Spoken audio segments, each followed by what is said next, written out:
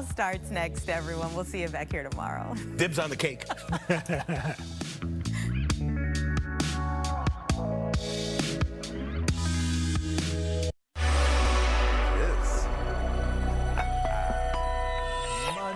Victory Monday. Sorry, I'm like still riding pretty high from the game yesterday. Are you? I am. It was, I mean, this is just an unexpected treat. Yeah. In mid-November. I mean, this weather's a treat too. Everything is taking the edge off of Monday. I hope you guys' Monday is off to a great start. Look at that. Holy smokes. What? I feel the same way about this. Usually on Sundays, I get the Sunday scaries, at least a little bit. Yeah. Like, oh, okay, back to the grind, kids back to school.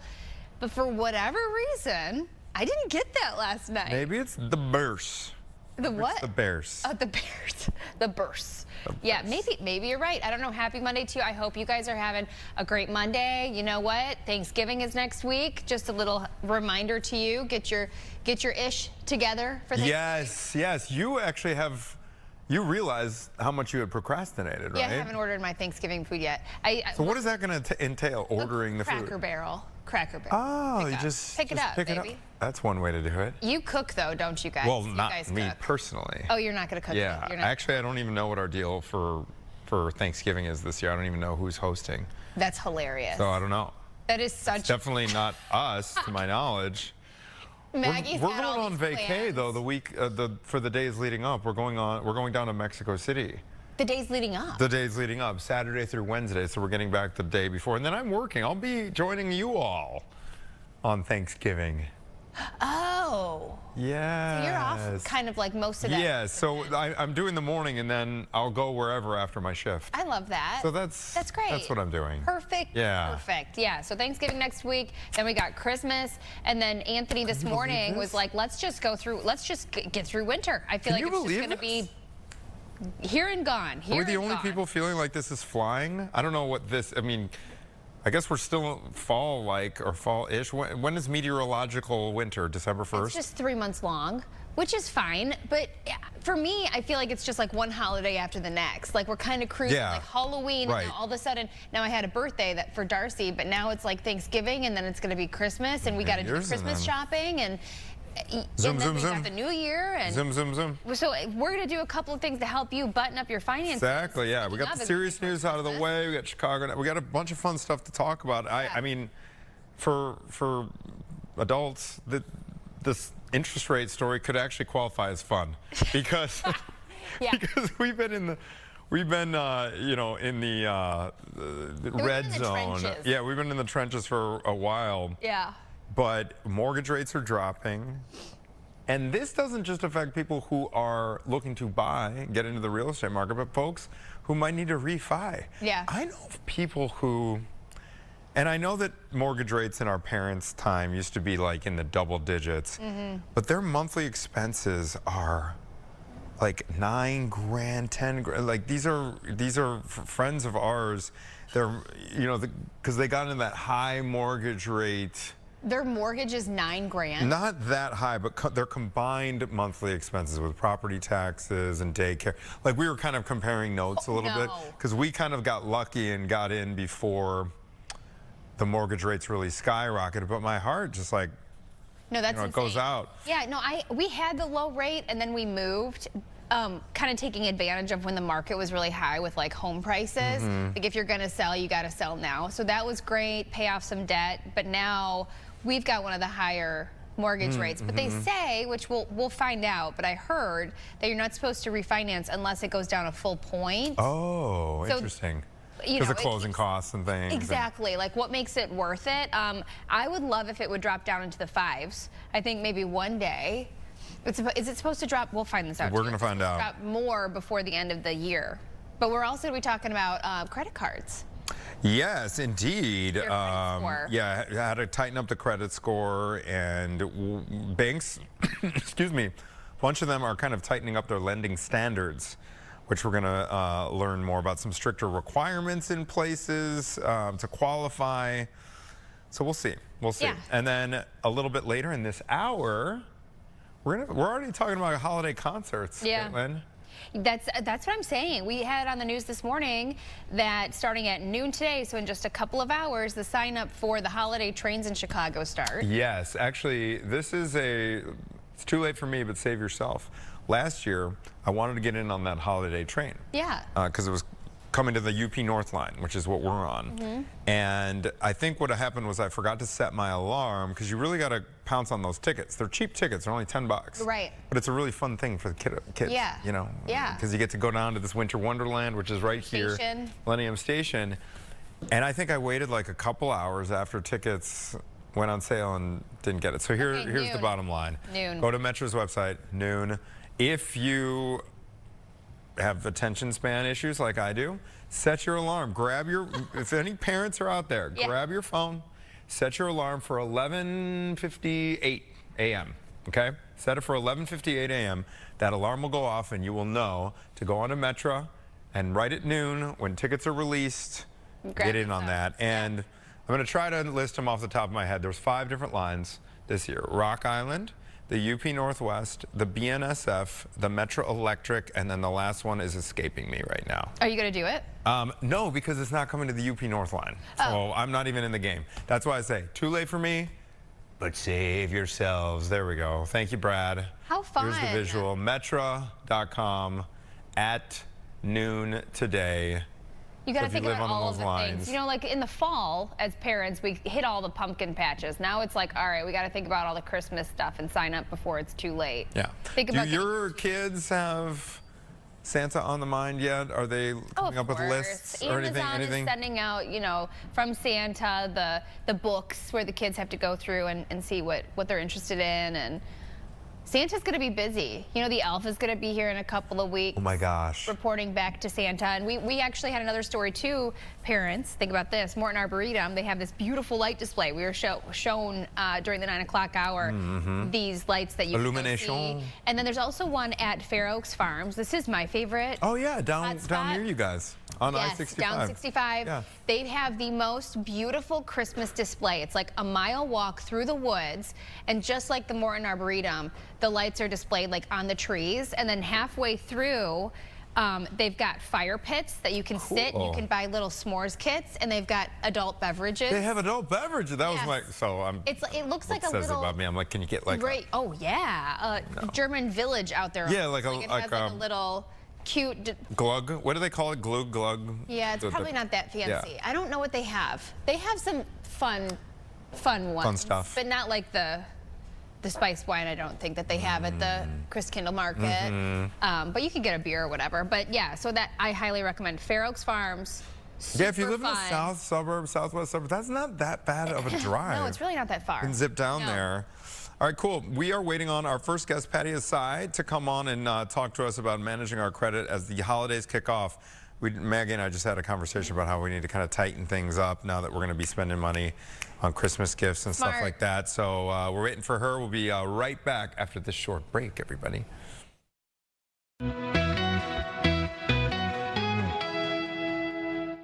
Went to go.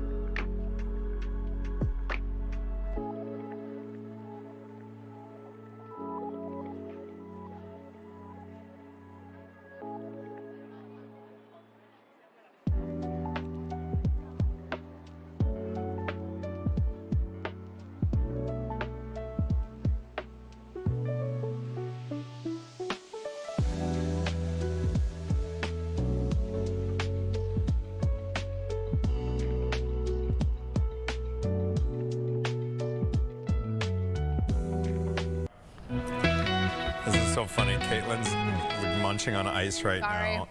Did you see what happened during the turn from the 6 a.m. to you were probably in the car. What happened? Okay, there's a really short break that commercial break that kind of always creeps up on me between the 6 a.m. show and the 7 a.m. show. Yeah.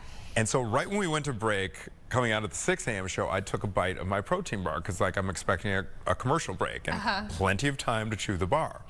So we come back on at 7 a.m. and I've been co-anchoring with Natalie Baumke for so many years now.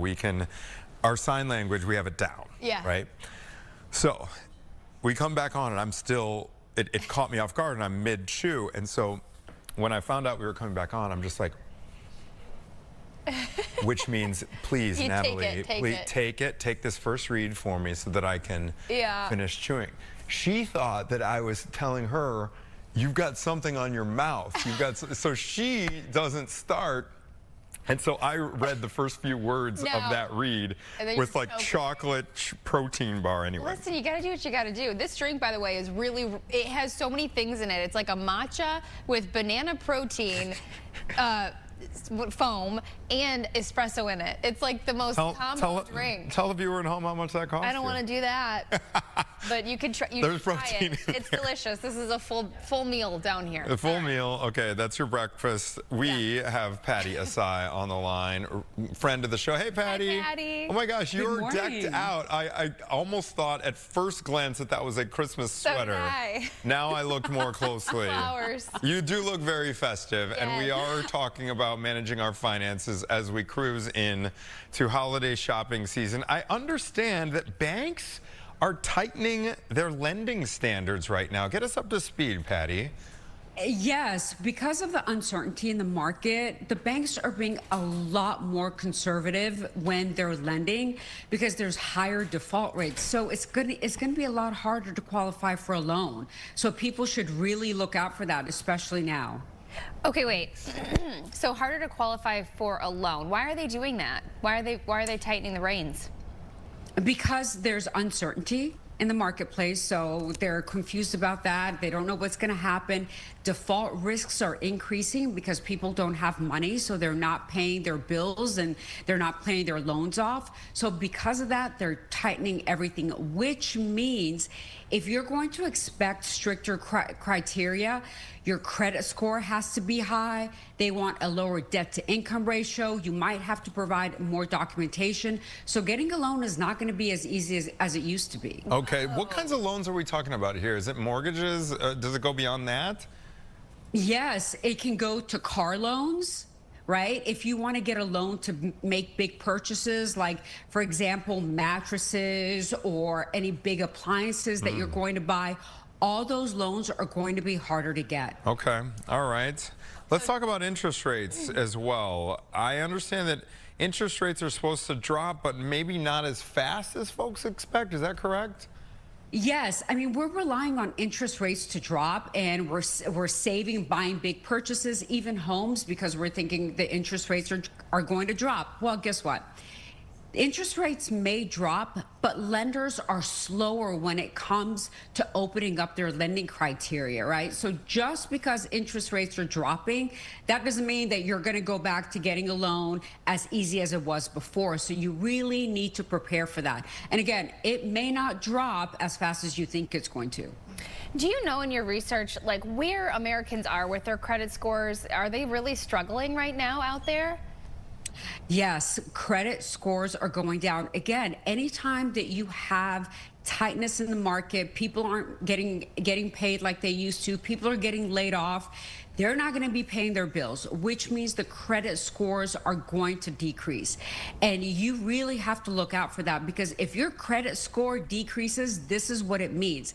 It's going to be harder for you not only just to get a loan, but the interest rate that you're going to get is going to be higher. Right? And they might not give you as good terms as if your credit score is high. So your credit score is really important during these times when the lenders are tightening up. Patty, what is your advice for anyone out there? I think we both have fixed rate mortgages, right? For people who are still on one of those ARM loans or adjustable rate mortgages. Yes, you really have to be careful, because you need to pay attention as when those are going to reset. because if you don't know it's going to reset next month or 2 months from now, all of a sudden you're going to be in for a surprise. And typically they reset, if you don't refinance those out, they will reset at a very high rate. I'm talking like in the 10%, okay? Oh. So keep an eye on when that is supposed to reset and start planning now to refinance that loan if it's coming up soon.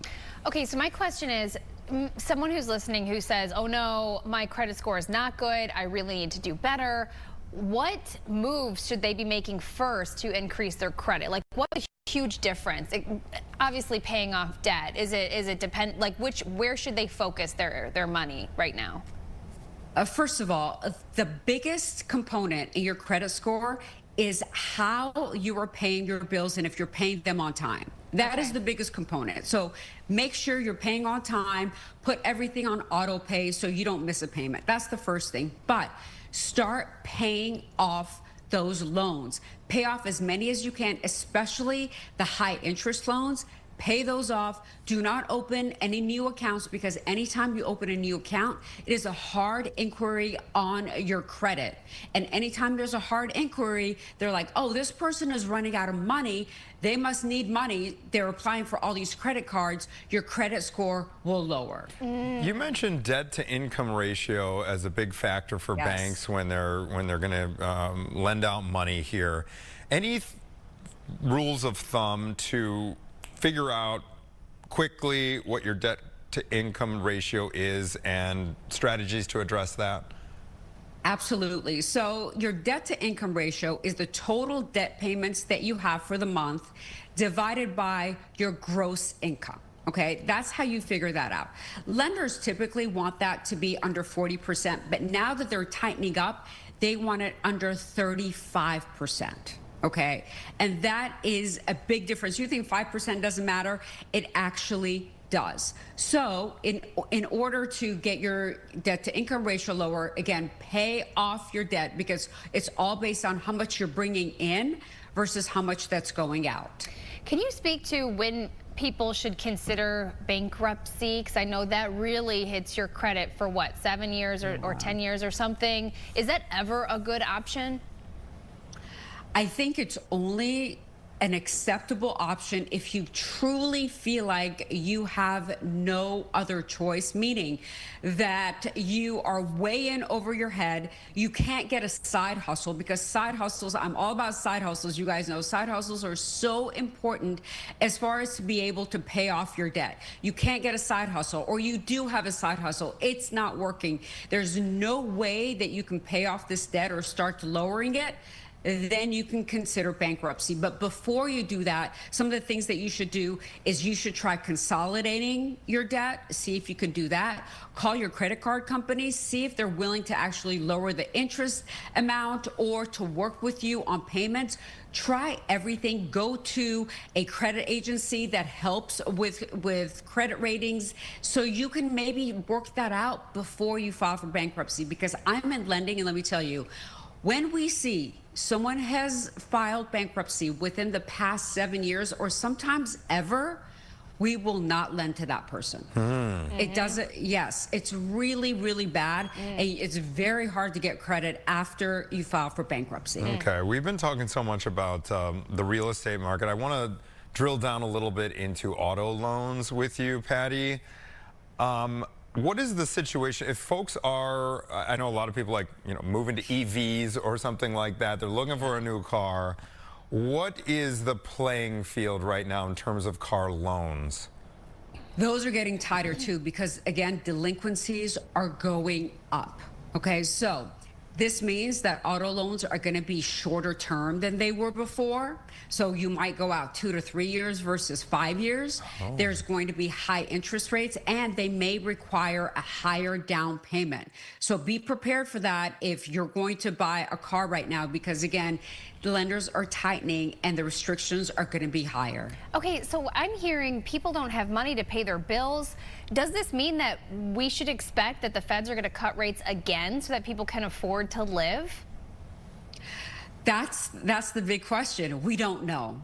Okay. We really don't know. And the reason is inflation has ticked up a little bit. So since inflation has ticked up a little bit, the feds are going to be less likely to continue to cut rates. So you are where you are right now. Do not make decisions based on the feds cutting rates. That is a huge mistake. A lot of people are like, well, I'm going to buy this now because the rates are going to go down later. You never know. If you cannot afford it now or a year from now, you should be buying it at this interest rate. All right, we got time for one more question here, Patty. Before we let you go, we've been talking about how quickly the holidays are coming up. Do you have any advice for folks who are trying to figure out how much to budget for their Christmas shopping? I always say the rule is you are not to spend more than 10% of your annual take-home pay on gifts for the holidays. And that's it. Your annual. So it's, if you make $100,000 a year, you are not to spend more than $1,000. Okay. That's the way it works. Okay. I like that rule of thumb. I think it makes sense. Okay, Patty, Asai, thank you so much, as always, for your financial expertise. We always appreciate your time. Thank you for having me. Have a wonderful day. Yeah, I hope we get to check back in with you before the actual holidays so we can drill down even more I'll be holiday back. shopping. I'll be back. All right, Patty. Andy, don't tell Patty I spent $650 on a Starbucks drink today. I know, exactly. You spent triple digits on that thing. Yes, right. We're going to take a quick break. We got more Chicago Now right after this, everybody.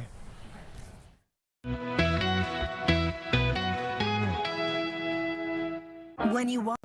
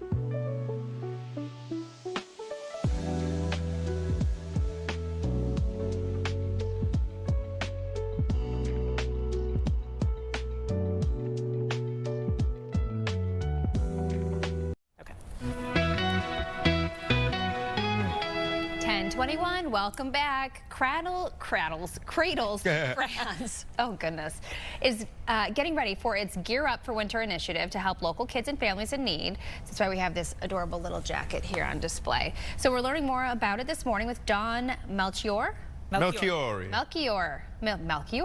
Executive Director of Cradles to Crayons. Thank you for joining us this morning. Thanks for having me. Okay, so we are gearing up for winter season, of course, gathering things that children need, little kids all the way up to school-aged children for winter clothing. Can we start, though, take it back a little bit and talk about Cradles to Crayons in case people haven't heard of your program? Yeah, absolutely. So we were founded back in 2002, so we've been around a while.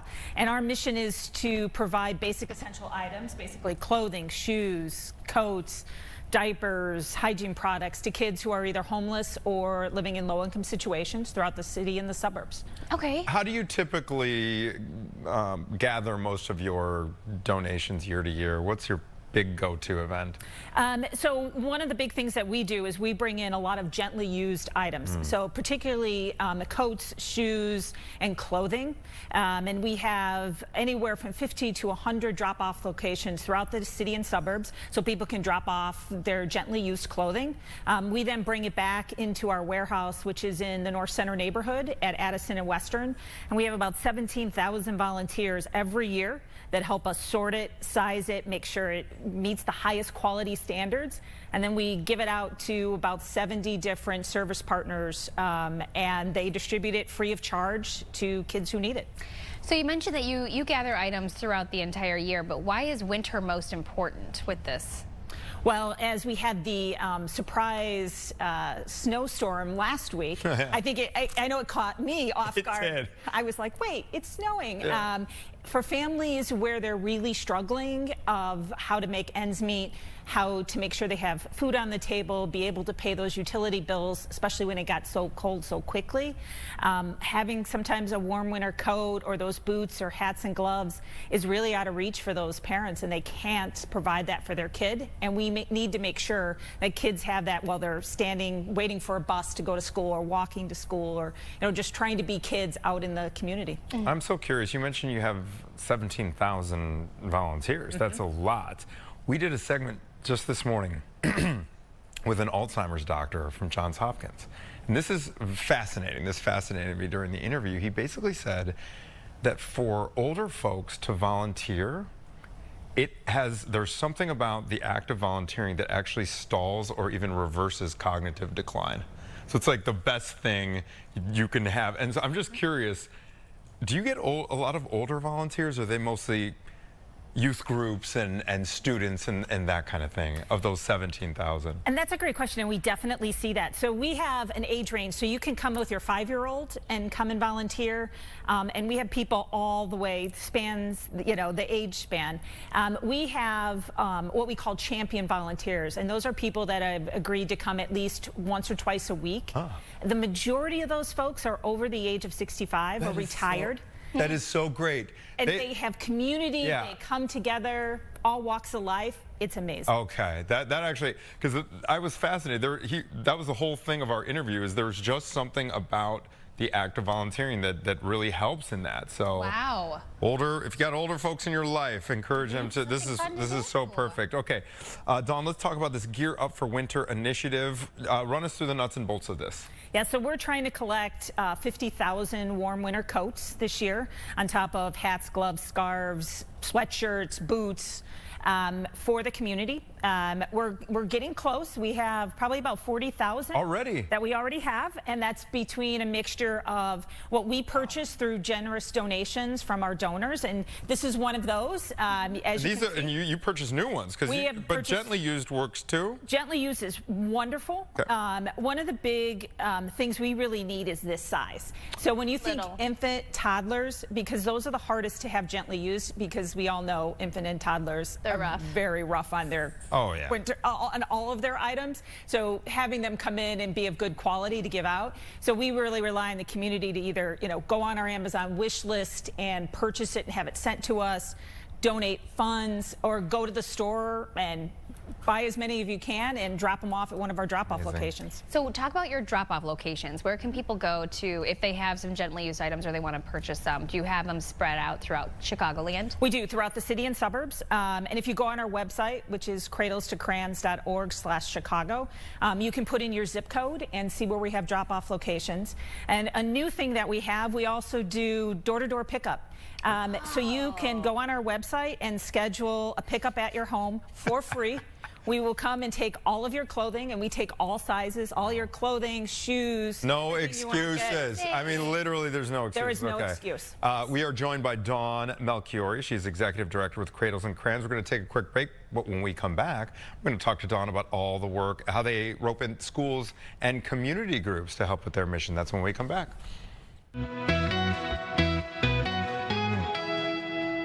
If you need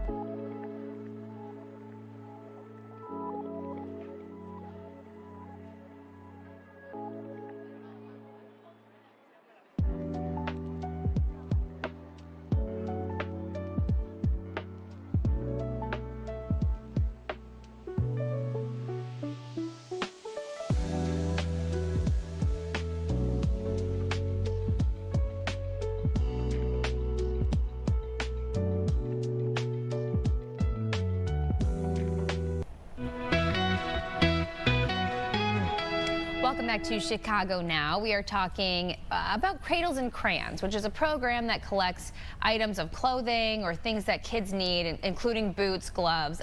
Really important time of year to collect these items to keep kids safe and warm in the winter weather. But we were just talking about, too, even if you have other items off season and you're thinking, oh, well, we're clearing out the summer stuff, they still are gathering all season clothing for little ones.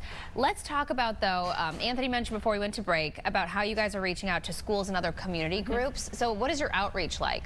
Yeah, we have an entire community engagement team, and really what their focus is the community. And so we work with a lot of schools. A lot of schools love to have coat drives or, clothing drives. They do various things throughout the year for us, and they'll do that for a while, and then the kids will come in and they'll volunteer, and they can actually see what we're doing and kind of see the volume of what they provided for kids of their own age. And it's really wonderful to see the kids when the light goes on and they're like, oh, there's other kids who, when they go in their closet, there's nothing there and I can help them. And so they then tend to really take it upon themselves to go through their clothing and donate and come and volunteer.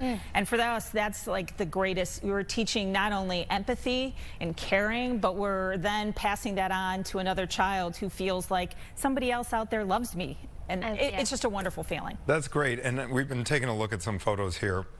These warehouse photos. Looks massive. Is that the facility at Addison and Western, this right here? Okay, so there was one sign above one section of the clothing sorting. Or, I believe that's what it said. Tell us a little bit about the behind-the-scenes operation. Clothing sort. Clothing sort, yep. Okay, so how does it work? What do these volunteers do when they get into that warehouse? So everything that gets donated from the community comes in bulk. And so that's the first step that people have to take. And we have very strict quality standards because we want to make sure what we're giving out has the highest quality, because that brings the most dignity to a child. And so they go through a variety of different things, and we make sure that there's no rips and stains and torns. We also kind of an assembly line where everyone checks the sleeves, checks they open everything. them. Okay. And then we then separate it out: boys' clothes, girls' clothes. Then it goes to sizing, where everything has to be sized out. And then it goes to our packaging, and our service partners, they're able to then order as much as they need once a month from us, and they can order specific sizes. So if they need 100 pairs of shoes in size 4, they can order those from us if we have it, and then it goes back out to them free of charge. Maybe there's a family that's watching that says, I could really benefit from this program. How can they get a hold of you guys in order to receive clothing items for their kids? Yeah, so I would say they need to, on our website, we have a list of all of our service partners. We don't distribute directly to families. Rather, we go through our service partners, and they're Chicago Public Schools, YMCA, Boys and Girls Club, all of the very large organizations are partners of ours. So to make sure that they're getting services, and then they can ask about getting it through their service partner. Nice. Love it. Absolutely. Thank you for coming in and sharing your mission for us, especially as we come up on the holidays here. I love this. One more time, your website if people want to check it out. Yep, cradlestocrayons.org/Chicago.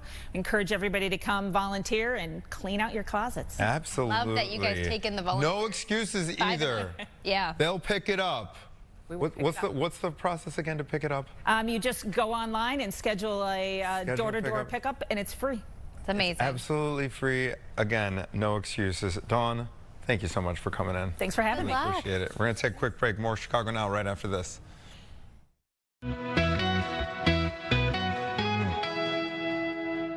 Nothing.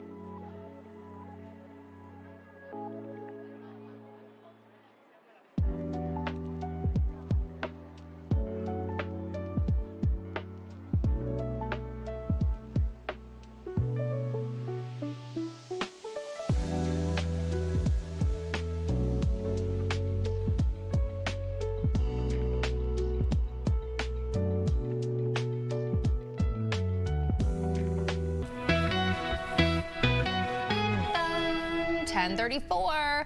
We are talking about Christmas music. Not just any Christmas music, though. Christmas music with the Chicago twist. Joining us this morning is Brandi Berry Benson, which, is there any better name than Brandi Berry Benson? I'm obsessed with your name. Thank you for coming. Brandi is the artistic director of the Bach and Beethoven Experience. To give us a preview of this Chicago-themed Christmas concert, good morning to you. Good morning to you. Is that you on the violin right there? Yes, I do. All right, you play some violin. Me too. Should have brought it in. Yes, we could have jammed. Okay, so let's talk about the way this started. So whose idea, what is this? Was that a rhino that just popped up on this camera? Did you see that? That was so funny. Okay, so how did this begin? Whose idea was it, this brainchild of the Chicago Christmas music? Oh, the Chicago Christmas. Well, you know, we've always had a long-standing holiday tradition of doing a carol show, and so last year I just thought, well, let me just do a quick search. Is there a good Chicago version of 'Twas the Night Before Christmas, you know, the famous story that we all know, and we really couldn't come up with, you know, couldn't find one that really suited Chicagoans. My husband is from here, and so we decided, well, let's try and write our own version. And so we did, and we did a kind of a test run on it on our carols program last year, and people just loved it. And so then I thought, well, we should expand it and really make it a Chicago version of the famous story. And so that serves as kind of the backbone of our concert, of our shows this year. And so we take the popular tune that people know, Green Sleeves, and so the verses of the story are set to that. And then, you know, at different points in the story, we break off into fun carols that also, some of them have Chicago-centric lyrics as well. So, you know, just showing our city a lot of love this time of year. I'm so curious about the words now. Did you know, okay, so 'twas the night before Christmas. Also, 'twas the week before Christmas. 'Twas the week before Christmas. Can you go, just maybe give us a couple lines? Well, there's some lines about shopping on Mag Mile, ice skating at the Bean, and sledding on Montrose Hill, calling dibs, going to zoo lights. Calling dibs made it in. Calling dibs made it into the poem. You got to do it. Oh, that's good. Yeah, for sure. Chris Kindle Market. I mean, so all of those iconic traditions that you would have, just all of that wrapped up in one show is what we're doing. Tell us about the scale of the show. What does it take to put it all together, and what kind of performers do you bring together for it? Well, so, you know, the show in the making probably took, I mean, it took at least several months, you know, to really put, you know, the music together, get the idea together. The story went through a bunch of revisions because, of course, I had to ask, you know, all my other Chicago friends, hey, does this reflect Chicago? Well, it's your husband's probably a good quality control there, right? Yeah, absolutely, absolutely. So, and then, you know, to arrange the music, the way we kind of work as an ensemble, and the way I kind of work artistically is when I'm putting something together, you know, people kind of come to mind, and there's just people I love working with. And so we have Alex Olsofsky, who's singing. She's coming on the show. Jonathan Zhang, he's also singing on the show. And then myself and my co-director, Leanne Dale Ragusa on flute, Jill Kading on cello, and then Braden Hoffman on lute and Baroque guitar. So where is this located? Can you tell it where, when, how can people find out more information? Absolutely. So we have two shows. So Thursday, December 4th, will be at the Den Theater, and Friday, December 5th, will be at the Irish American Heritage Center. Both shows starting at 7 p.m. You can find more information on both of their websites as well as ours, which is bbexperience.org. And so yeah, it's going to be a great time, and it's not just a concert where you can just sit and listen, which you can, but also there's going to be a lot of interaction too. Mad Libs, sing-alongs, yeah. We are joined right now by Brandi Berry Benson. She's the artistic director of the Bach and Beethoven Experience. It's got a special Chicago twist this holiday season. We're going to take a quick break. We're going to find out more about exactly how the audience is going to interact with the performers during these shows when we come back after this.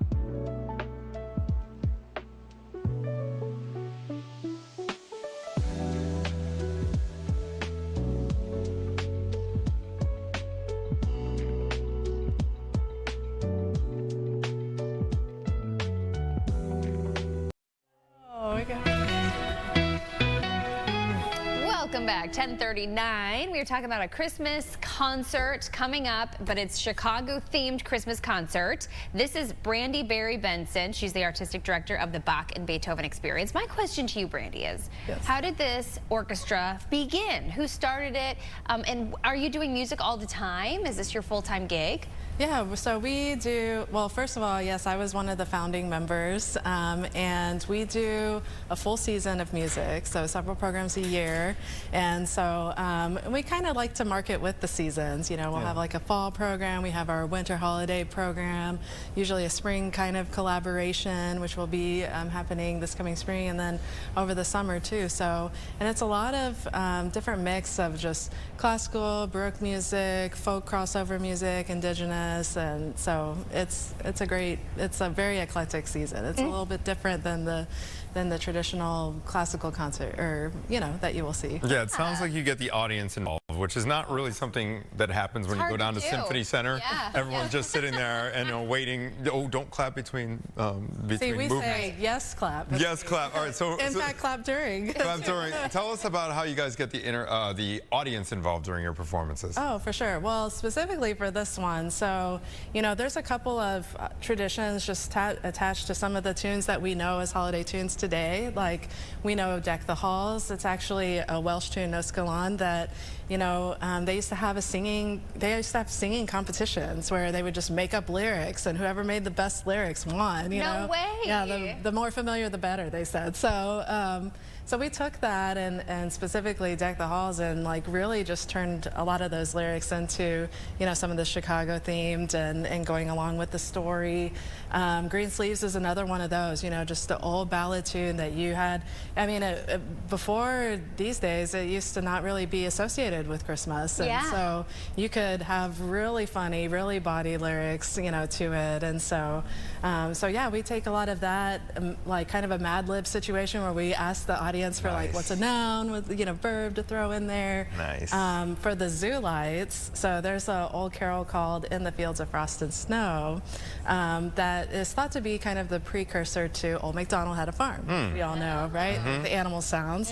Well, this carol also has the animal sounds, so we were like, well, let's tie this to the Lincoln Park Zoo and have some of the zoo animals make the sounds. So you'll have to come to the show to see what we come up with for the hippo and the rhino or whatnot. Very good. Yeah. So this is a you bring young kids to this. That's what I was going to say. They'll have fun, little right? kiddos can come. Oh yeah, to the Friday show. Yeah, the Den Theater is a 21 and up. Got it. The Friday show is happening at the Irish American Heritage Irish American Heritage Center. Yeah. Oh yeah, it's like commonplace. Bring all the kiddos. Bring whatever. Bring your pets. Bring your neighbors. Everybody. Do you guys have concessions, or should we go out to dinner beforehand? Oh, there'll be concessions at both places. There'll be more adult concessions at the Thursday show, but then the Friday we'll also have the adult but also kid-friendly concessions as well. Fun. Yeah. Very good. Very good. This is so great. Okay, for folks who want tickets, remind us again of the dates and where they can go if they want to get in on it. So you can go to the Den Theater for the December 4th show at 7 p.m. They have tickets available there. You can also go to our website, bbexperience.org. Friday, December 5th at the Irish American Heritage Center. Tickets are for sale online on their website, as well as you'll find links to their hosting site through our website as well. We are all putting together. Website. Do you guys have a social media account people can follow? We do. Go to BBE Family for Instagram and our Facebook, and you'll find us there. You're long. Very, very cool. Thank you so much. I'm going to let you, because you're, Brandi Berry.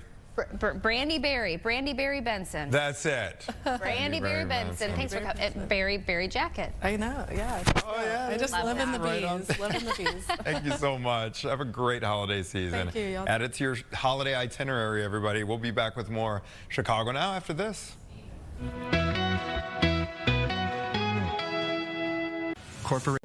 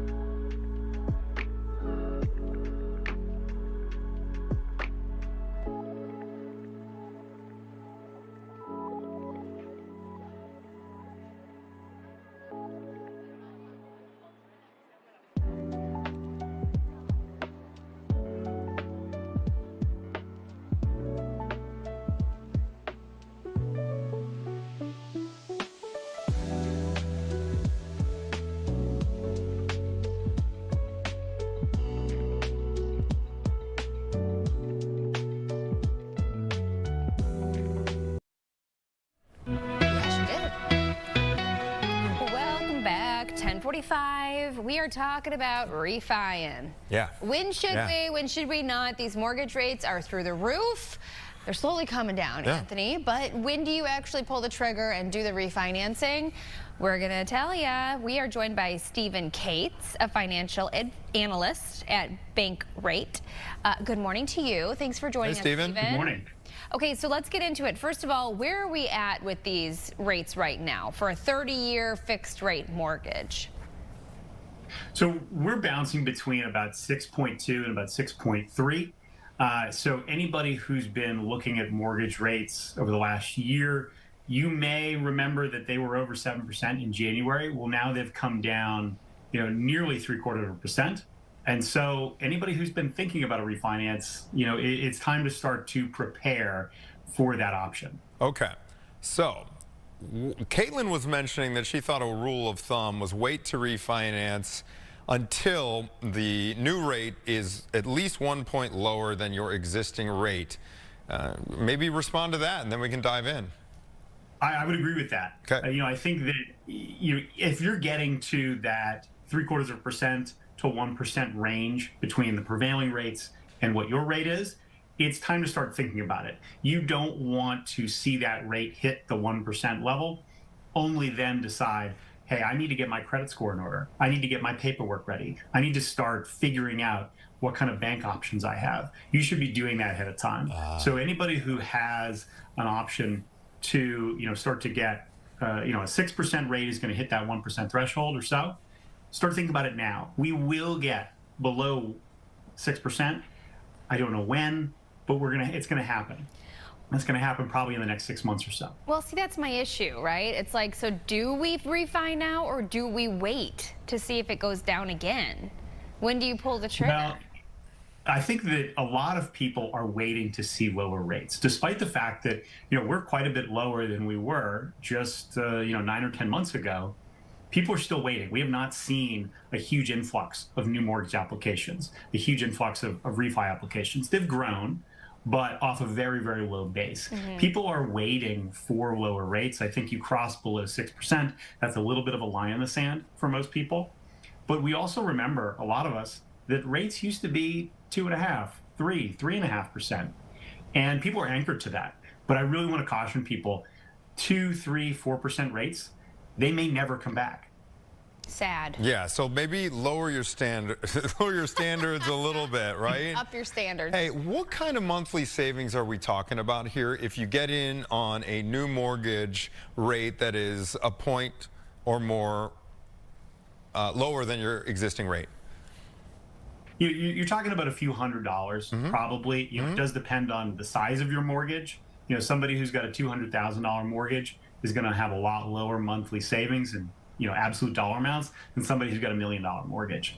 So you can do that math and figure that out, but you're probably looking at a few $100s of savings per month, and that does add up. Yeah. If you're feeling a little bit squeezed with prices elsewhere, that can certainly give you a little bit more room, and that's great. But that's, again, why you want to make sure that you've got enough distance between your current rate and whatever rate you refi at, so that you're not doing all that work and spending the money up front only to get an extra $25 in your pocket. I have to say too, Stephen, can you speak to different mortgage companies that offer a program where it says, okay, we're going to refi you now, but if the rates drop within the next 6 months, we'll take you down to that number within that amount of time. Like they give you a window for the rates to go down. Have you heard of that?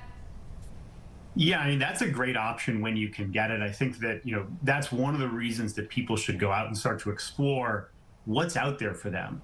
Given the credit score that they have, their eligibility for different mortgage and refi options. If you've not explored that before or not in years, it's time to go do that. Do that homework today so that when rates hit the threshold that you want to strike, you're ready. You've got everything in order. Your credit score is really healthy, or as healthy as it's been in the last few years, and you can do that actively. But if you haven't explored these options, you just don't know what's available to you yet. A lot of groundwork to be laid. We are talking to Stephen Cates. He is a financial analyst at Bankrate. Coming up, we're going to take a quick break, but coming up, we're going to talk to Stephen about some of the downsides of refinancing at the wrong time. So stay with us. We'll be right back.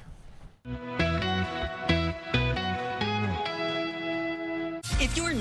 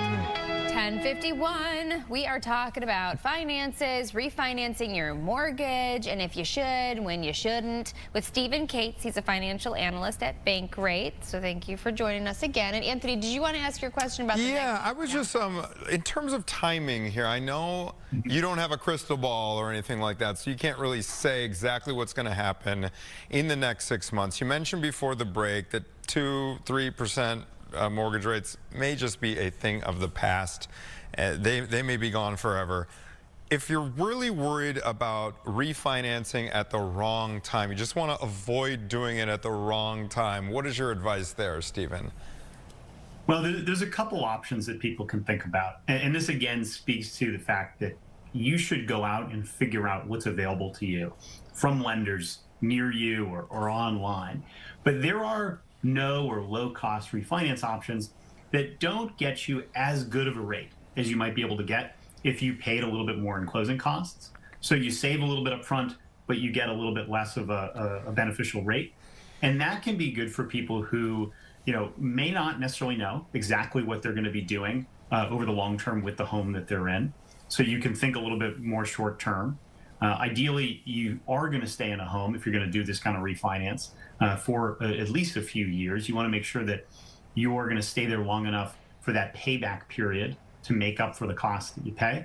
But those lower or no cost refinances are great ways to have a little bit more optionality so that you don't feel like you have to wait for the perfect rate. In the end, the best time to do this is when you can afford it. If you have the cash on hand to pay the closing costs, you can go ahead and do that. We may see that rates are going to be lower in a few years by 1-2%. It's possible that they're going to come down, into the high fours. Over what time frame, we just don't know. So, if you're waiting around for the perfect time, the perfect rate, you're going to be waiting forever because there's always going to be another reason to think that rates are going to go lower. This is one of the most frustrating things. I can't even imagine being a mortgage broker and saying, I don't really know what's going to happen with the market, or a realtor and say, well, maybe they'll go down one day. You're pretty confident, though, that we are going to get down into the fives, though, right? Where are you seeing this? Well, so there's a couple reasons.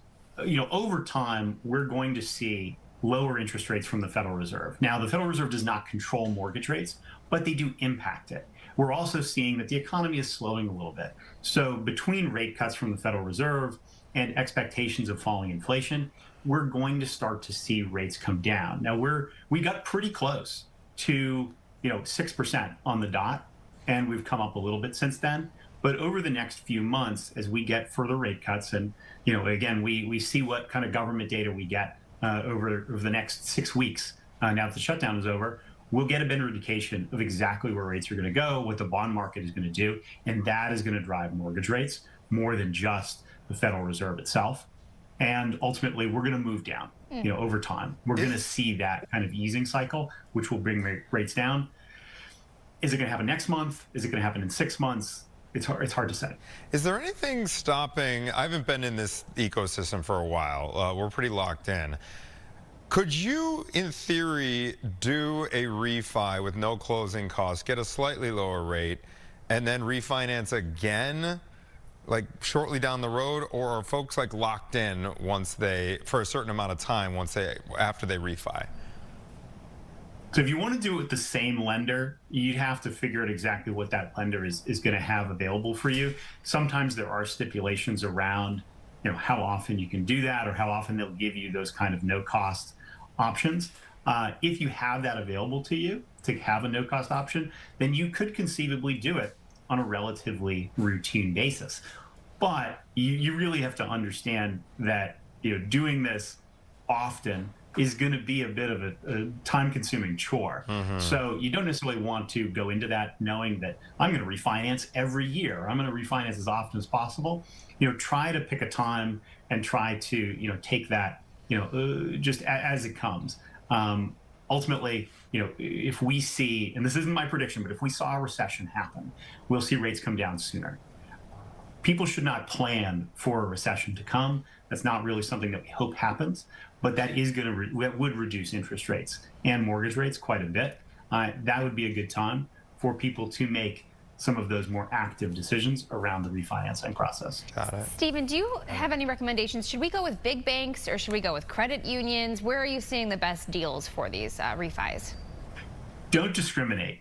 Go find options and compare banks on what they can offer you. So that may mean that you have to do a little legwork, which is why you should do it now, to go interview, different lenders, different brokers to figure out what's out there for you, given your credit score, and figure out what the rate could be if, let's say, your credit score was 50 points higher, and then you can work towards that.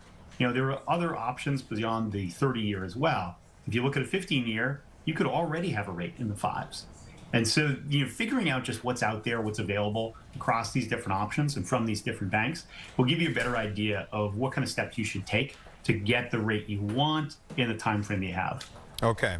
In terms of immediate steps then, if you're in that situation, let's say you do have a rate right now in the 6.5 or higher range, what should folks be doing kind of right now to get their ducks in a row so that they can pull the trigger when they think the time is right? Go talk to lenders. Go figure out what's available to you now or what could be available to you, in the future, again, with better credit score, with a little bit of better eligibility. And then you can actually work on that. Improve your finances to make yourself more eligible for better rates. That's one of the ways that, absent any change to mortgage rates, you could try to reduce your rate. If your credit score is 600 and you bring it up to 650, you're going to see a decrease in rates, absent any other changes. If you're 650 to 700, you're going to, again, see a better rate. So those things can move the needle for you, and that's fully within your control. So do those things now to put yourself in a better position for a better rate. And, ultimately, it doesn't matter what happens to the economy. You can try to get the best rate for yourself. Stephen Cates, great info. Stephen Cates from Bankrate. Really appreciate your time and expertise. Thank you. My pleasure. All right, it's 10:58, coming up on 11. I see Gabrielle. I see Tia. We got a full house. Is she back there waiting in the wings? She's back there. Beautiful ladies with crowns on over there. Yes, indeed. Yeah, we have royalty in studio. Got another hour of Chicago Now right after this.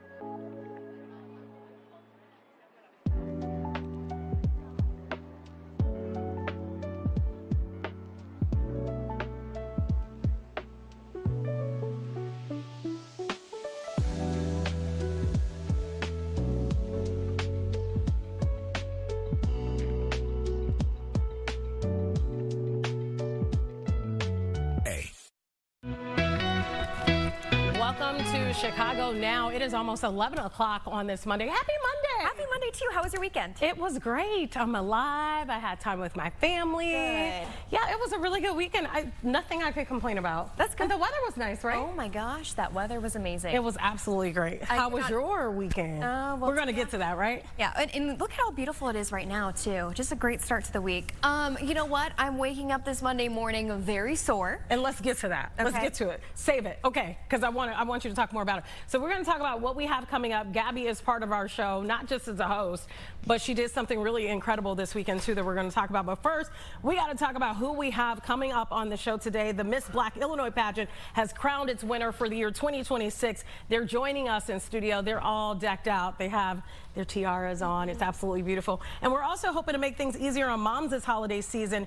We've got some tips on how to keep yourself from stretching just way too thin. If you're a mom, that's easy to do, right? You understand. It's easy to do no matter if it's the holidays or not, because I feel stretched thin as I sit here right now. But first, we got to talk about some trending topics, including you. You participated in this High Rocks, am I saying it right? You know what, Tia? It just started in 2017. Okay, and what it's is grown this? so much. So essentially, I don't even know what to call it, because some people are like, okay, is this CrossFit, a competition with CrossFit, or is it, you know, just like weightlifting or what? They say it's a run with functional movements, okay? So this is me doing it with my partner on Saturday. So essentially it's an 8-kilometer run, so about 5 miles, right? Okay. And it's split up between 8 functional movements. So 8 like pretty intense exercises. So that's broad jump burpees. So you have to, I don't remember how far it was. Honestly, I tried going with some blissful ignorance, okay? Because I knew it was gonna be hard. And so you're jumping, but there's a rule where you have to like put your hands where your feet land, and you have to, yeah. So in between all these exercises was the run. Okay. So it's about 5 miles. So in between every one. So you get done with it and then you run. But you're able to split up those exercises with your partner. Got it. So you could share the responsibility. So this is what was funny. I've been training for this for, you know, months. My husband and I, Brendan especially, has been training really hard. He got hurt. I don't know. Just got hurt during it? Yeah, he was, you know, working a little bit too hard, and I don't know if he gave himself whiplash, if he pulled something, but for weeks he's been hurting the back of his neck, so finally he said, I can't do it, and thank God he didn't. And so someone else stepped in without any training, and was my partner. Yeah. So who was this person? Somebody that works out with you? Works at the same my place? sister-in-law's boyfriend. Look at him, right behind us. He looked like he ready to go. Oh my gosh. The like, poor guy did not know what he was getting himself into. But you know what? We ended up burning, I think his watch told him 1,700 calories. Whoa. By the end, so you were hungry after this. Oh yeah, it took us about an hour and 40 minutes. So how do you determine who's a winner? Like there's people who do it in, well, there's like mixed doubles. So this is like a male and a female mix, right? That are partners. You could do it just female competition. There's a just male competition where you do all these exercises alone without splitting it up between partners. And then there's, you know, 2 females, 2 males. I think the record for like a male is 50 minutes. Wow. So they're just, sprinting through this thing. It's easy. This is incredible. So is the goal here to just to work out, do something different? Yeah, you know what? Do you sign up? Do you pay? Yeah, you pay like $150, and you know, like you get there, you can get a discount on some apparel and stuff like that. You know, it's part of the experience. The music's bumping. You know, you're getting to meet other people and stuff. Fun. Really hard though too. So are those staged? Because it looks like you're moving fast and intensely. Are they timed? It's timed, yeah. So you're trying to do the best time you can, and it's like a way to measure your fitness goals, right? So like you do it next year and you try to beat your time. Like there's no way, you know, we're gonna do it in an hour. I gotta step it up. I gotta try something. Yeah, you know what? You could do it. I've been lifting weights, and I'll tell you that's a challenge for me. I've never been a weightlifter, but I want to get toned. You know, I'm not trying to look buff or anything like that. I just want to be a toned baddie. Yeah.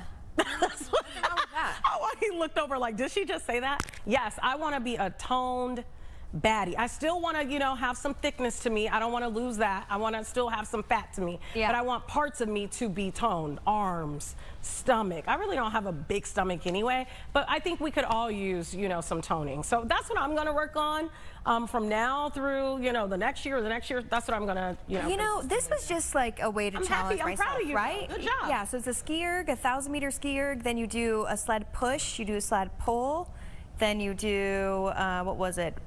Those burpees, You do a rowing. It's hard to remember so much. Yeah, you do farmer carries, weighted lunges, and then finally you do 100 wall balls. I think it's incredible. I saw some other people doing this. Oh yeah, it's getting really popular. Yeah, I mean, it was exploding, and it only again started in 2017 in Germany, and people are traveling all around the world to do it. All right, so we'll have to maybe next time we'll like follow you, like send a camera, start the beginning, like do like a day of. Oh, then the pressure would be really on. That'll be really cool. Okay, we got to toss the break real quick, but when we come back, we're going to talk about, is it okay for people to charge for Thanksgiving dinner? We're also going to talk about Illuminati's. They have a holiday merch pop-up. Stay with us. We'll be right back.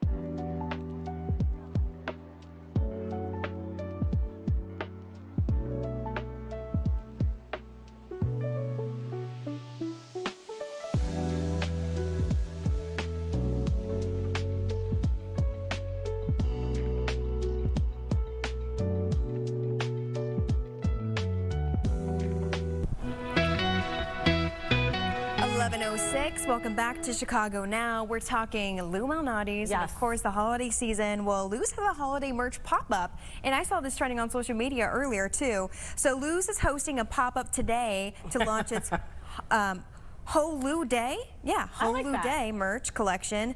So it's from 11 to 2, starts right at 11 o'clock, so during Chicago Now time, so right after the show you can go on over there. You can get merch at its Chicago Avenue location. Wait a second, that's very close by to here. Yeah, it is really You can also go online, but look how cute these are. A little hat that says Illuminati's.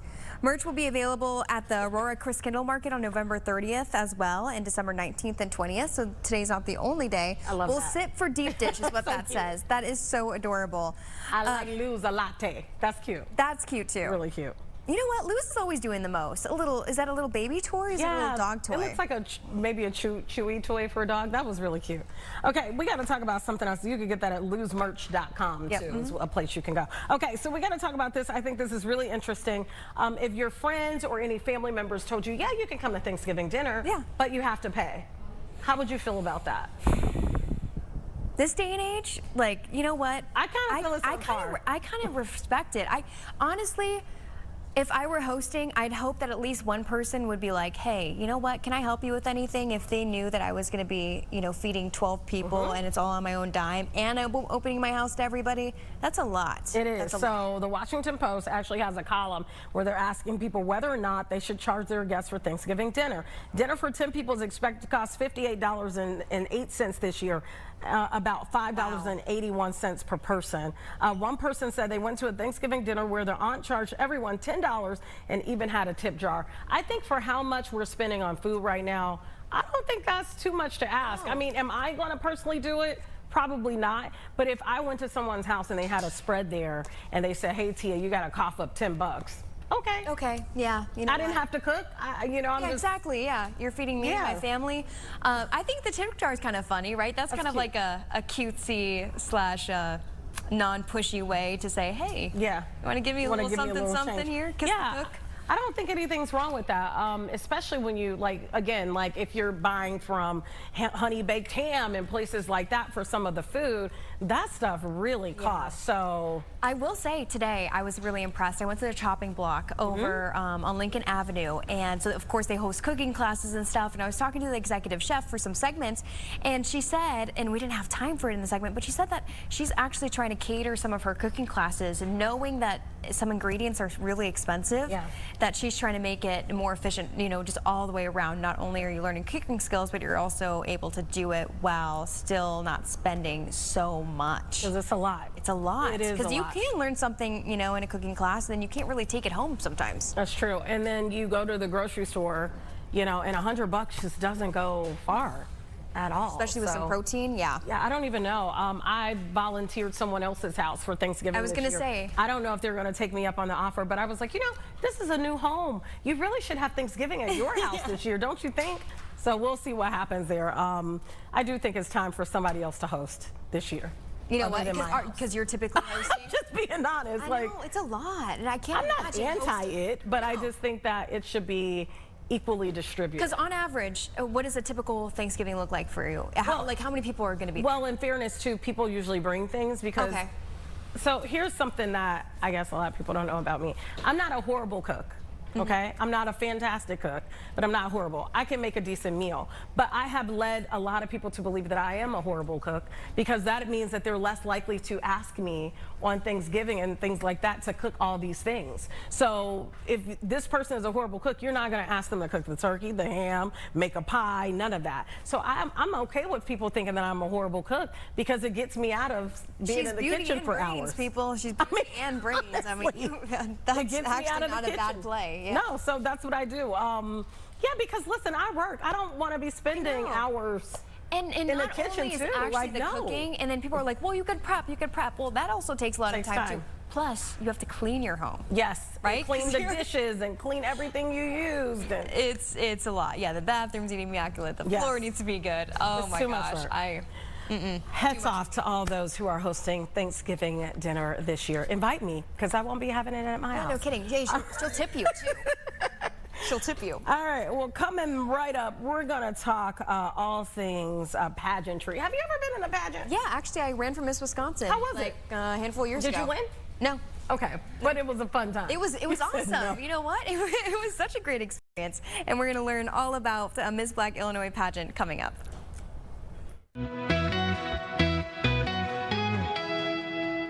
Save now.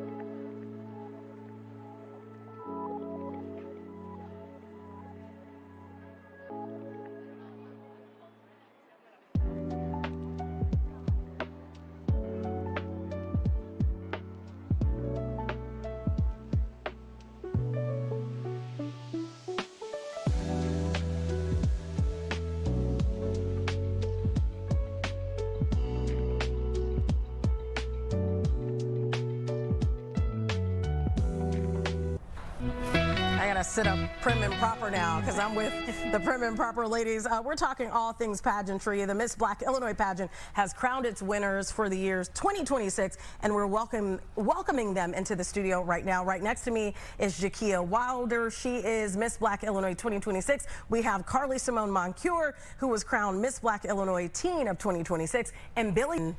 I'll be 45 next month. You look good. Thank Nobody you. would have ever known. You didn't even have to give the age restriction. Okay, being a teen in this, what did you have to do? What's part of like the rules and things that you have to follow? First, you have to carry yourself very well as if you are an adult, and you have to be very elegant and very, you know, proper, prim. Yeah. Yeah, which you are. Jakia, let's talk about you. What made you get into this? Have you always been into pageants? When I was little, I did want to, but I never thought in my adult years I would do it. But someone like me, I do want to make a change for young children. So having this platform, having the ability to do so, I know that with my title, I can make a change for the next generation. You know, when we watch these pageants, we see people sometimes they have to do like speech, right? You have to give a speech. Sometimes, you know, if you have a special talent, you have to sing. What were the categories along the way for you? Our categories were state, which was a costume, and then we had athletic, and then we had the gown. And we also had to do a presentation speech as well for our platform. What would you say was the hardest part? Maybe you can take that question. What was the hardest part for you? My hardest part was answering the questions.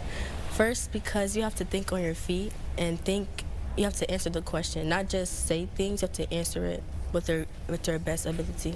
Yeah. Jakia, in terms of this competition, how many people were in your category, for example? Were you up against 40 people? Were you up against 20 people? How did that work? So with this year, it was more so coronation style. So we were judged off of like initial interviews. And so our pageant director, she chose us. And the other states that she has, because she has a few other states, but ours were a little bit different. Okay, so I'm going to ask you some tough questions. We do have to take a quick break. Okay. And right after that break, I'm going to hit you with some questions. So get ready. We'll be right back.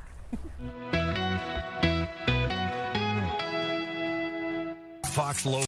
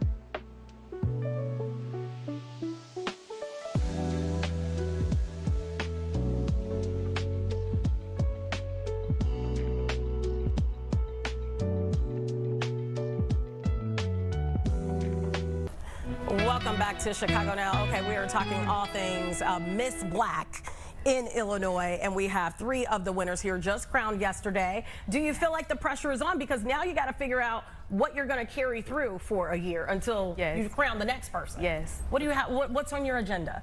So my platform is a better way to support team, and what I would like to do, I'm starting in the suburbs. I want to create an organization of students, parents, and fans that would like to go out and support the kids in their extracurricular activities. I love that. Support is very low for them, and that's something that they definitely need going through their high school years. Carly Simone, have you thought about this? What are you going to do? I know, being a teen, there's a lot of different issues within the teenage community. Have you thought about what you're going to carry forth for the year? Yes, ma'am. My platform is called Dancing Through Darkness. I will use dance this platform will expand dance resources to people in the community who can't financially afford it in the local programs. I will raise funds to provide different things they need, such as shoes, tights, leotards, and the classes. So you're a dancer? Yes, ma'am. How long have you been dancing? Since I was 3 years old. And how old are you now? I'm 15. And so what kind of dance are you passionate about? I'm very passionate about ballet, contemporary, tap, hip-hop, African, jazz, point, and lyrical, and modern. And so is that something you want to do, like as you get older, be a professional dancer? Yes, ma'am, and an actor. Oh, you got the face for it. Okay, so where are you dancing at currently? I'm dancing at American Dance Center. Oh, very good. Okay, Jakia, the question is on for you. You've had time to think about it. What do you plan to do for the year? So my goal is to make sure that wellness is achievable for all children and engaging. So I'm from Southern Illinois. I'm not from Chicago. Okay. Belleville to be exact. And it's a school nearby called the Jackie Jordan Kersey Foundation. And my goal is to participate in the after school activities and to also make like cooking demos and visiting schools talking about wellness, just trying to make it engaging because kids, they don't understand how important wellness really is, especially when you get older. It's good to learn early, It's true. And statistically, 39.9% of children in Illinois are not receiving enough vegetables daily, and 22.8% are not receiving physical activity. They're supposed to get 1 hour. They're not getting that.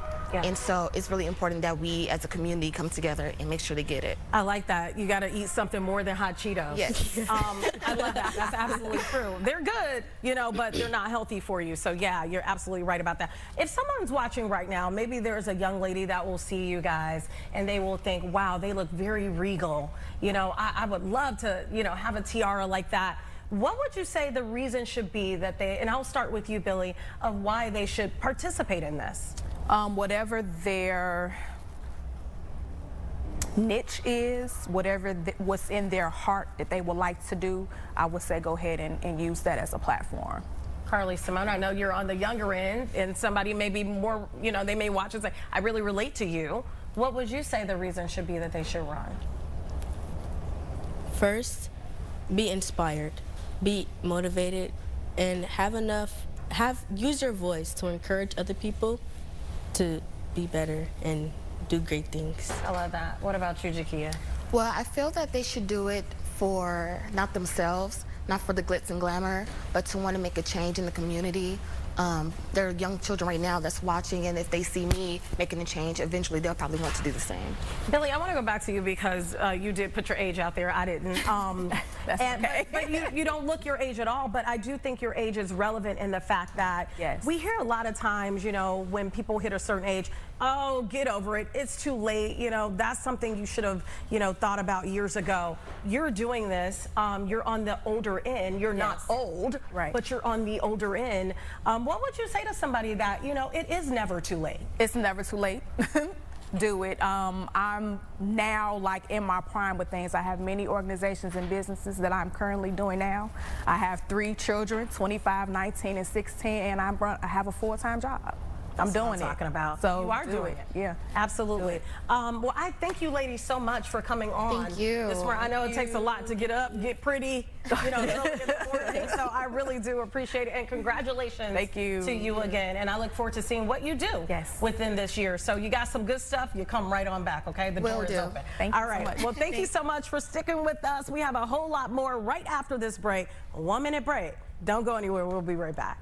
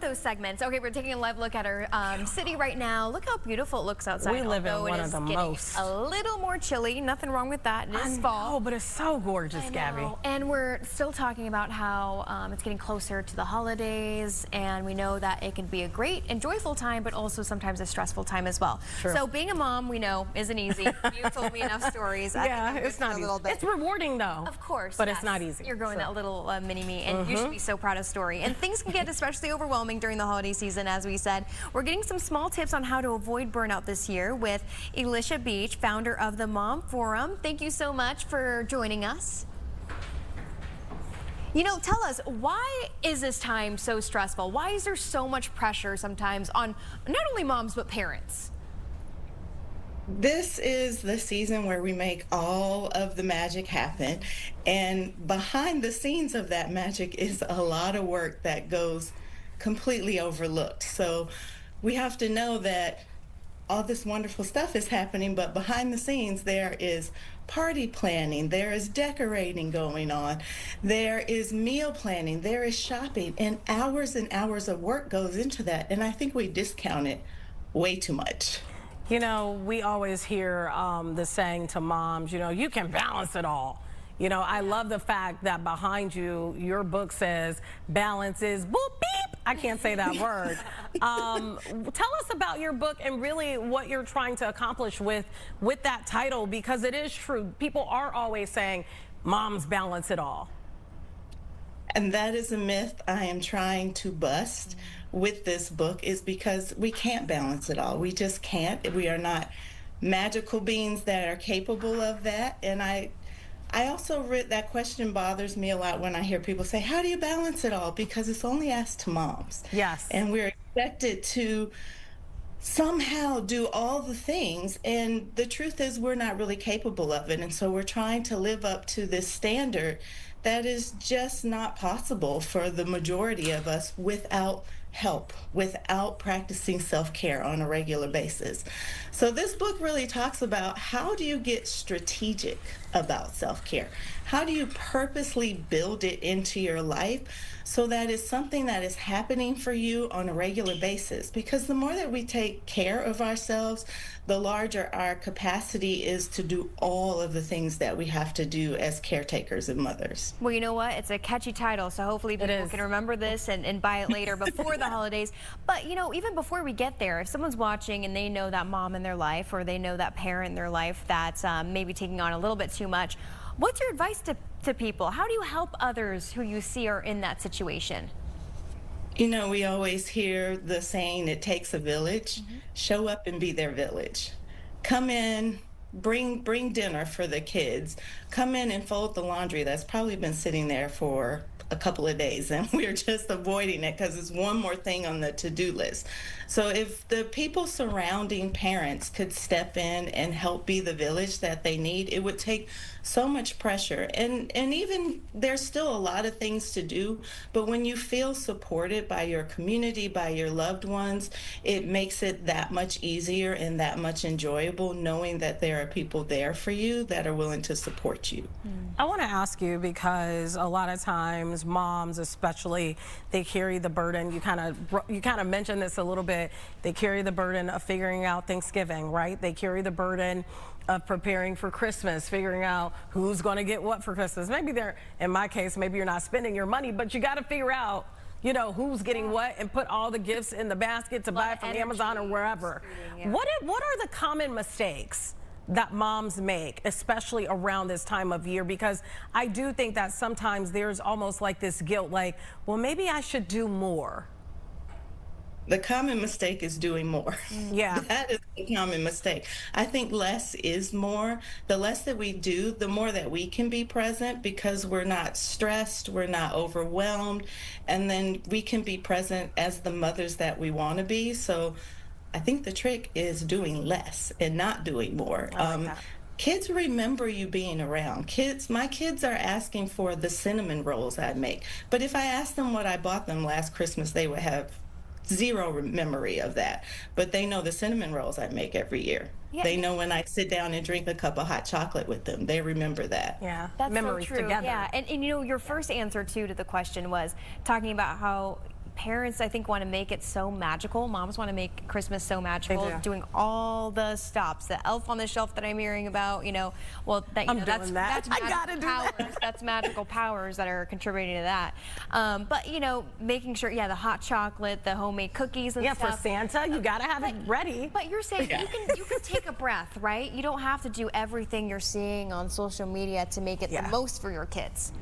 Yeah, and a lot of times the things you're seeing on social media, those people have fathers that are home helping them behind the scenes. They have housekeepers. They have a mother-in-law that's able to take the kids on. So let's not compare to what we see on social media because we never know what the reality is behind the scenes. I know this is tips for moms, but I do want to get your take on dads and what they should be doing. We're going to talk about that right after this break. Stay with us. Look at her face. Save on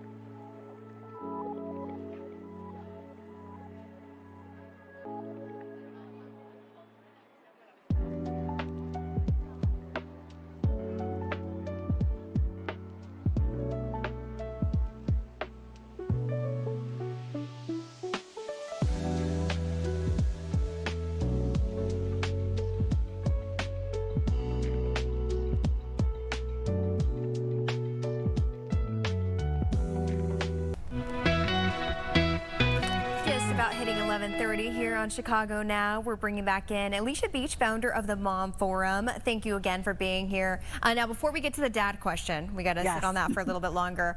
You know, what maybe are some signs that you're overdoing it for the holidays? Is it, you know, some maybe emotional outbursts I could see happening? Are you sleeping just, like, more? Sleeping more, sleeping less? I don't know. You find yourself grazing your children's plates instead of sitting down to have a meal. You're prioritizing wrapping gifts over going to bed and getting a decent amount of sleep. Or you start going to events and you're at the event going, oh God, I don't want to be here. Those are signs that you're doing too much. What do you say? There are a lot of, you mentioned it, you said that, you know, we watch people on social media, they have housekeepers, etc. And in some cases, we know there are dads in these homes, but mom is the one that is feeling, you know, the struggle, the stress. What is your message to dads out there that may be sitting thinking, oh, this is a woman's job, you got it? What would be your message to them? Now, moms tend to be the default parents, so we tend to take all of this on, and we have a certain way that we think it needs to happen, and a lot of times dads will put their hands up and go, I'm not jumping in here. First, I think there needs to be a conversation at the beginning of the holidays of what the expectations are, so you can communicate, these are the areas I need you to help me in. And then if mom is one of those moms that wants to control it all, wrap all the presents a certain way, decorate a certain way, then maybe dad can step in and pick up the slack on dishes, making sure the kids are going to where they need to go, keeping the house in order so it doesn't get out of control. So there are different ways that we can balance each other out, but it takes a partnership and it takes communication. So the more you can talk about what the expectations are up front and be clear, this is what I'm doing, this is what you're doing, and dads, step up. Don't wait for the mom to tell you everything. We want the dads to do some of the mental load too. So thinking about, take a look around. It's clear. Is the laundry done? Do the kids need to have some lunch? So step in and take on some of the mental load too, dads. We could really use that help. Does mom have the only empty stocking? I've seen that on social media going around where no one stuffs mom's stocking. Maybe that's your job for Christmas time. I want to talk more about the Mom Forum because you're the founder of that as well, along with the book, of course, that's behind you. What does the Mom Forum include? The Mom Forum we have events. We actually just had a Moo-Moos and Mimosas. It was a ladies only brunch for a Sunday get together, and we danced, we belly danced, we did mimosas. Throughout the year, we have events that bring women together. And then we also have our website, which has plenty of blogs from anything to being a new parent to self-care to dads, what dads can do to contribute.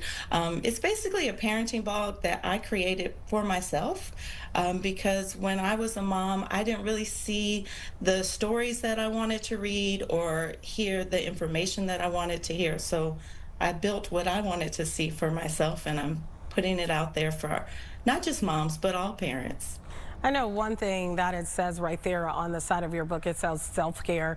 And when I think about self-care, I think about right now, there are a lot of people that have really strapped budgets, right? They're trying to figure out how they're going to put food on the table for Thanksgiving. They're trying to figure out if they are going to have a Christmas with their kids, how many gifts are they going to be able to buy? How do you fit self-care into that? And what are some things that you can do on the self-care level that aren't overtaxing the budget? Yeah, I like in this book, I talk a lot about self-care from the basics up. So before you're thinking about girls' weekends and getting your nails done and your hair done, are you drinking water? Are you hydrating regularly? Are you moving your body? And how are you incorporating that into your daily life? You got to have the foundation before you put the icing on the cake. Like the nails, the hair, the things that cost a lot of money, that's what I see as icing on the cake. The things you can do at home every day to provide yourself with some support. It's just you kind of giving yourself a hug. Are you having quiet time before the day starts, having coffee? Do you work out? It could be 2 days a week. Are you spending time with your husband? Are you taking time off work?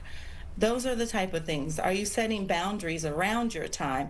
Like, do you stop answering calls and emails at 5 o'clock, or are you doing that at 10 o'clock when maybe you should be headed to bed? Those are the type of things that do not cost you anything, but can make a really huge difference when it comes to feeling like you are cared for. Take that PTO if you have it. That's what I got out of that. Yeah, I think you're calling out a lot of people out there watching. There's things that even I do. You know, how long did it take you to think, like, I need to write this, you know, I need to help other moms out there? Because maybe it's something that you kind of, as a first-time mom, probably, you know, put off for a bit because you're feeling that guilt, like, oh, I don't want to complain, you know, I have this gift. But it's good to have someone like you who actually is out there talking about this, getting others involved in the conversation. This has been in the making probably since the day I found out I was pregnant. With my first kid, I did all the things. I have to do this, and I have to be great at this, and I have to be the perfect mom and the perfect wife. And with each kid carrying that level of expectation for myself, it just got harder and harder. And with kid number 4, I just was like, I can't do this. I really, the pandemic came and it just really knocked me out. And I had to figure out a way to really build self-care into my day, so that it was something I was regularly doing. Just like I take care of my kids. Like, I make sure they're brushing their teeth, they're showering, they're getting the proper rest, they're eating the right nutrition. I started thinking, I gotta apply those things to myself. Why am I not doing those basic self-care things for myself and prioritizing everyone else? I love it. Well, people out there, if you're feeling like you need some balance, maybe you know somebody that needs to take accountability and try to figure out balance, which is hard to do, go get Alicia's book. We thank you so much for being with us. And I saw your social media account is My Life is a Beach. Is that what it is? Can you tell the people? My life is a beach. My life is a beach. Well, we thank you so much for spending some time with us this morning. And it was a pleasure meeting you. And happy holidays. Same to you guys. All right, well, speaking of the holidays, right after this, we're going to talk about all things tech. Maybe you're trying to figure out, you know, I know a lot of people, it seems like they got everything. So I really don't know what to get them. It's always very difficult, and I don't want to get them another wallet. And maybe you're in the same boat. We're going to talk about holiday tech with Jen Jolly right after this break. Stay with us.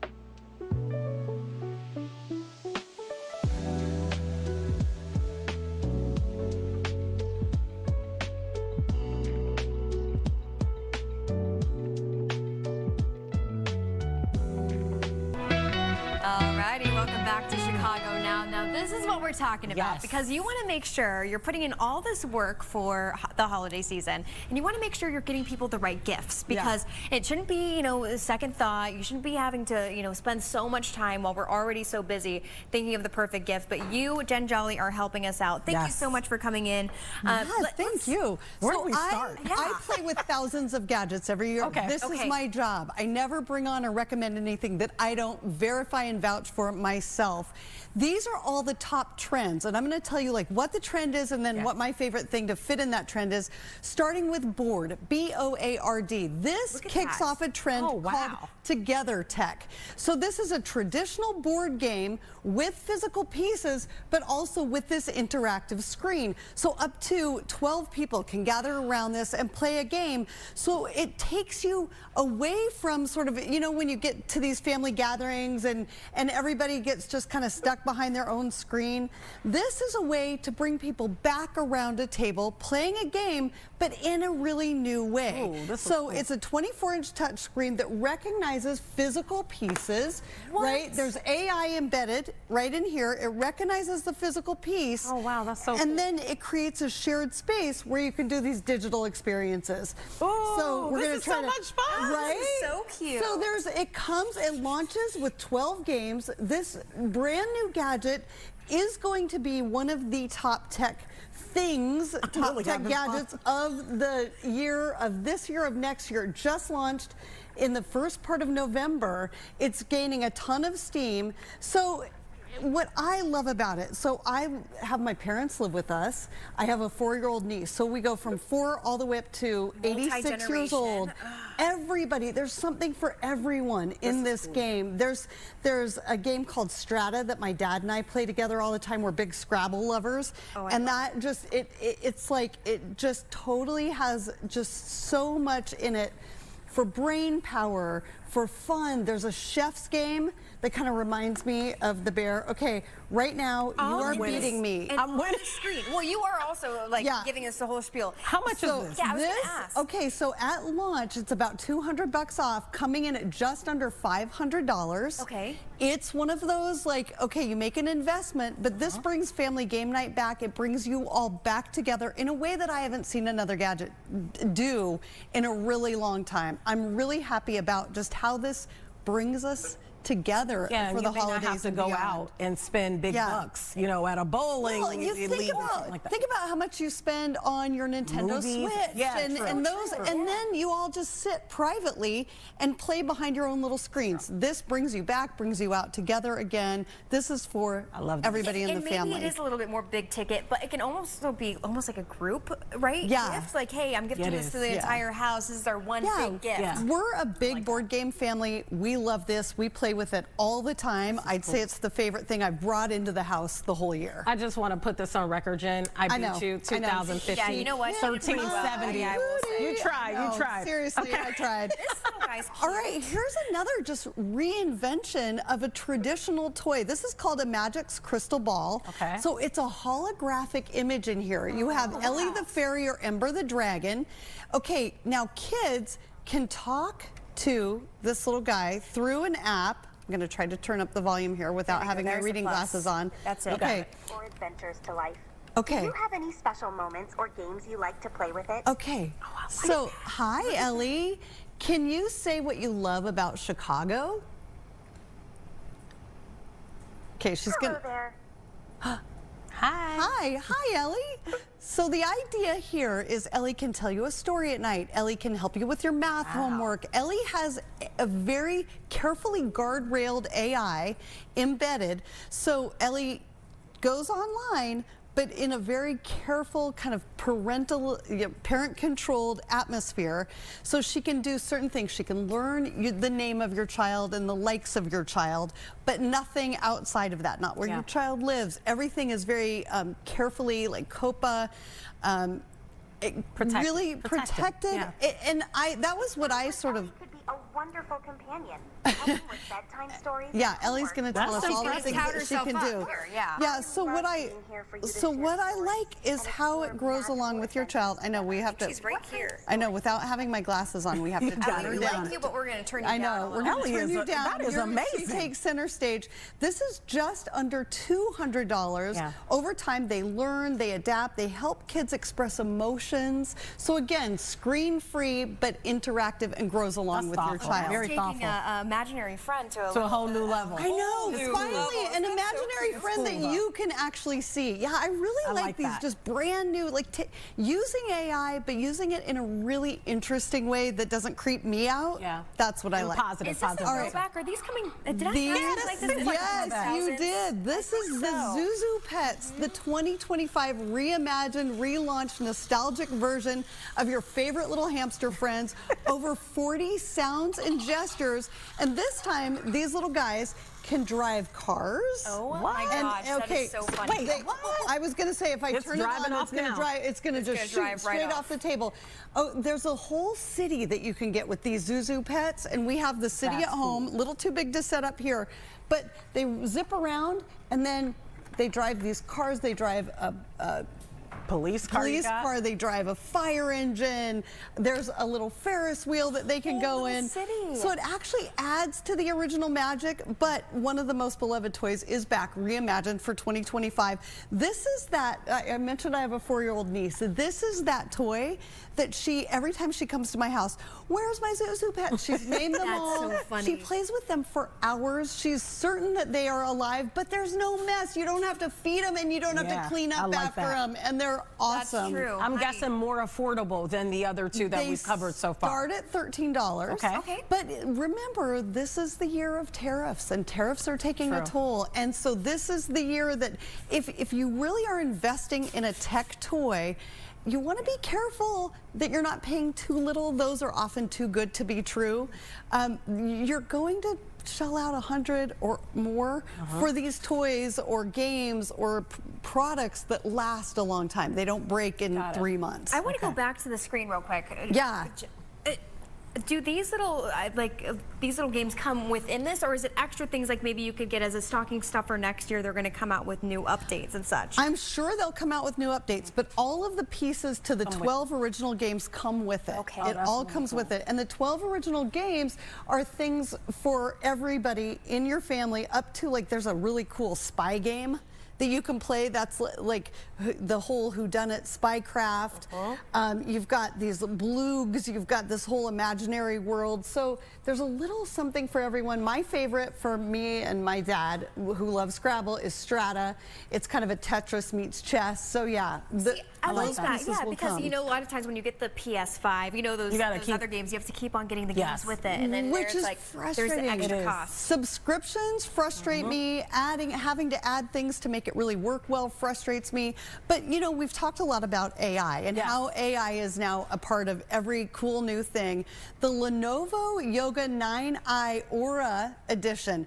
This is the latest top-tier everything device. It's a laptop, it's a tablet, it's a screen. It's thin, it's light, it's touch screen. But they've embedded AI into this device in a way that adapts to your life instead of sort of demanding that you adapt to it. So you can sketch, you can stream, you can share things on the screen. I like that. It learns your habits to make little things like lighting and battery use work better for you. It knows when you're working and when you need to focus. It knows when you want to maybe make it so that other people can't see your screen over the top of you. So I really like that it folds all the way down. You can sketch on it. You can use it more as a tablet. You can use it more as a laptop. You can use it to stream things or play games. But I also really like, we've heard about AI this and AI that. It actually does adapt and makes things feel more personal. And that's really what a good bit of new technology should do. I'm going to cross over behind you guys here because beauty tech is the next thing I want to tell you about. The mask. I've been wanting to get the mask. Okay, so finally you can get the mask. Oh my goodness. This is right on. Yes, absolutely. We were just talking about this mask. Go ahead. This is a lot. It's about $100. It's already working. Less expensive than the others on the market. Some others are expensive. 432 little LEDs in there. Red, blue, infrared light, 7 targeted treatment modes, heat, cooling, and vibration. To calm breakouts, build collagen, refresh tired skin in minutes. So I use it for about 10 minutes a day. I've seen results. And I have to tell you guys, I'm turning how old am I turning? 55 in February. But I swear, people say these masks really work. They really work. And that's going to run you about $250. This is what I travel with. It's the 7-in-1 Nano Leaf wand. You can travel with it. It also helps. It helps with the 11s. you know, the fine lines, the wrinkles. That I feel it's like over time. That's the beauty of it is that you don't feel anything. You know, it's not like it's getting hot and you're having to worry about it. Yeah, absolutely love face, I like that color. mood. Need help? I live in a place where it's gray all winter. It just helps to like let that light therapy just kind of helps in that way as well. And it's flexible, so. Yeah, know, you can travel with some of them are hard. So yeah, exactly. Some people are complaining of some of the different brands where it gets too heavy on the nose, on the face, and it's sticking on well. Obviously, you know, it took me a second to get it lightweight. off, so this is probably stays on. I just, you know, what's nice about it too is to just put the phone down and have like anywhere from 3 to 10 minutes where I'm just laying there doing nothing. I don't do that very often. I don't know if to just kind of relax, meditate a little. Jen, can I put you on the spot with that one? Do you know if they have an actual like a panel that you can just sit in front of? Yes, they actually do have a panel. Yeah, the Nanoleaf Red Light Therapy panel. It does all of the. That's so good here in Chicago. When about December, January, February, maybe some March. Yeah. So that one you just put on your desk and you flip it on. And or even while you're getting ready, could you have it just on anywhere? Absolutely, you could. In fact, you just gave me an idea. I'm going to do that. Yeah, and Nanoleaf, they've had these like amazing lights. They're known for their lights and their different LED lights. So the fact that they're getting into beauty tech, that was what kind of made me really want to dive a little deeper. And so far, just all good reviews. So this is the one I was like, oh, I have to have it. I didn't even know what it was. Okay, I had to have it. This is the Lit Flask. I found this on Amazon. This is a 20-ounce water bottle. It's insulated. It keeps cold things cold for up to 24 hours, hot things hot for up to 12 hours. But it also has a built-in Bluetooth speaker that blows me away. I can't believe the quality of the speaker. You can use it to charge up your other gadgets. I love it. And if you pair it with an app, it'll tell you how much you're drinking during the day and how much you need to drink. Like, hello, you need to hydrate more. So, you know what? And it's light. My only concern would be, is it easy to clean? You know, you can't stick it in the dishwasher. Yeah, of course not. So it's light. It's light. It's easy to clean the water part of it. You can screw this off. And okay, that's what I was going to say. Yeah, obviously so you'd be able to do that. Okay. You dust it off. You know, you don't want to get it all muddy and stuff. But this part is easy to clean, and this part can go in the dishwasher. I like that it's light. It's lighter than some of the others that don't have any of these extra components on it. So I absolutely love it. And you can pop off that little Bluetooth speaker and take it everywhere with you. And that's one that's not going to get old because we have trends and trends and trends of water bottles. Yes, and this one is going to last. Yeah, just try not to lose it because it's $100. And then the one gadget, you guys, I cannot live without is this little Anchor Nano. So I'm one of those people who constantly needs to recharge, but I also forget my cables. So it's got 2 built-in cables. Well, actually, this one only has one. I lied. It only has one built-in cable, but it's got a built-in cable, the USB-C, right? It fast charges my phone from 0 to 100% in about 15 minutes. Wow. It also charges your laptop.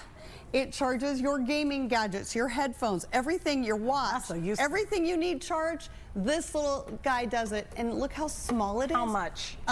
That one is about $60. Oh, no, that's worth it. That's a stocking stuffer for everybody. For everybody. Yeah. Wow, you got some good stuff you brought here. I'm telling you, this is what I do. You do it. I don't bring you trashy things. No, this is the best of the best. Watch out, Santa. Jen Jolly, she's making her way in. With my last name? I know. It's that time of year. Hello. That's made in heaven. Hello. Yeah. Okay, where can people maybe follow you if they want even more? Go to Techish, Techish, techish.com. Sign up for our Substack. You might win one of these things. Oh, also, great. we have a podcast called Techishly Jen that happens. It just so happens that it's nationally syndicated right here out of Chicago, out of WGN. That is so awesome, Jen. Thank you so much. I know that you gave me a lot of ideas. Great ideas. You brought home a lot of great ideas. We're going to kill Christmas, all of these holidays coming up. Okay, Jen Jolly, we appreciate your time. We're going to have you on for the next big holiday season. For sure. I'll be back. You came ready. Yeah. All right. Thank you guys so much for joining us on Chicago Now today. Have a great rest of your day. We'll see you on Tuesday. Oh, we have a couple more minutes left. Oh, we do? We have a couple more minutes? Take a break, guys. We'll be right back. All right. We'll be right back. We're going to play this. I want to play. Break.